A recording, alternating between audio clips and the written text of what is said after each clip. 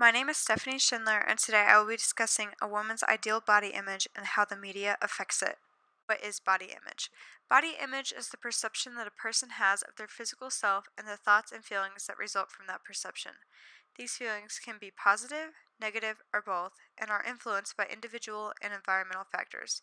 So, the idea of body image incorporates a number of fields such as psychology, philosophy, and cultural studies. Through the years, the ideals of the perfect body type have changed based on the fads of the time. Through time, we've discovered that society's idea of the perfect body basically runs on a cycle starting in ancient times. Which brings us to the history of body image. Hundreds of years ago, artists chose to portray their female subjects as curvy and what we call today plus size. Artists continued to sculpt, paint, and draw women as curvy through the 17th and 18th centuries. Starting in the late 20th century, we saw a shift from curvy women to more tall, thin models. Instead of being portrayed in art, these models are on the covers of magazines and are on runways. There was a short break between the skinny phase when Marilyn Monroe was introduced in the 60s, which led to the rise of bustier women in the modeling and advertising industry. Replacing this fad would be the corset and waist trainer paired with dieting and heavy exercising. America wanted a lean, fit woman in the media now. Interestingly enough, the next fad turns out to be obesity in the 90s. Here's some photos depicting what artists considered the ideal body at that given time. Which brings us to body image now versus then. The pic on the left is Marilyn Monroe in the 60s and what was at the time the ideal body. The photo on the right is what we're now calling perfection today. You can see how our ideals shift from very realistic to not very realistic at all. The model on the right is Alexis Ren, who has admitted to struggling with an eating disorder for years. Before the picture on the right was taken, her modeling agent actually told her that she had gained some weight and that she needed to work out more. Which seems absurd, but that is the modeling industry. Which brings us to wonder what factors are responsible for the change in body image.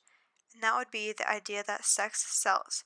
There's an idea that the over sexualization of women in advertising will get the attention of viewers and sell more. And because this type of advertising is being shown on a platform available to almost everyone, women are seeing these ads younger and younger and growing up thinking this is what is expected of them in society. The media is shaping our society starting with the younger generations. Not only is advertising a major factor, but so is social media. New role models in the media are being introduced, such as Kylie Jenner and Kim Kardashian. Because the children are being exposed so young, the body image cycle starts earlier. Which brings us to wonder, how is this affecting our youth? So the idea that women have to be of a certain body type to be accepted into society is leading to higher levels of eating disorders, depression, anxiety, obsessive compulsive disorders such as body dysmorphia, and ultimately suicide.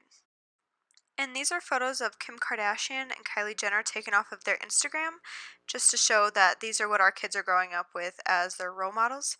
And there is a picture up of two kids dressed up as Kim Kardashian and Kanye West. Which brings us to other types of influencers that hit a little bit closer to home. Barbie was founded in 1959 with a seemingly realistic body, but through the years, Barbie has been altered to have a smaller waist and thinner, longer legs. She would be 5'9" with a 39-inch bust, an 18-inch waist, and 33-inch hips, which is incredibly unrealistic. Thankfully, now, Barbies are finally being made to resemble a more realistic girl and to appeal to a more diverse audience. If all we're seeing is negative adverse effects from this type of advertising, who is benefiting? Does sex really sell? Which brings us to Victoria's Secret versus American Eagle. Aerie recently launched the Aerie Real campaign vowing to end enhancement on photos. Enhancement meaning no more retouching, Photoshop, or airbrushing. While Victoria's Secret has been delivering the same brand since they opened in the 70s, all stores are covered with alluring pictures of women in lingerie. One woman went as far as to say those types of photos are advertised towards men and not women. Just to prove sex no longer sells, I pulled up the two stocks of American Eagle and Victoria's Secret side by side. The red on the left is Victoria's Secret, and the green on the right is American Eagle. To be able to model at Victoria's Secret, you have to be able to meet a few requirements. You have to be between 5'8" and 6 foot tall, and have a preferred body type, which would be a 34-inch bust, a 24-inch waist, and 34-inch hips, though some variation is okay.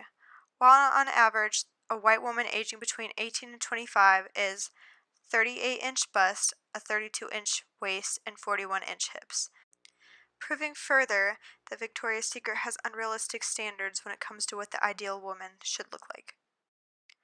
American Eagle, on the other hand, is more diverse in almost every aspect, especially when it comes to race, body size, and physical conditions. I looked up online and couldn't find any of their modeling requirements since they launched the Aerie Real campaign, but overall they do strive for a more natural look.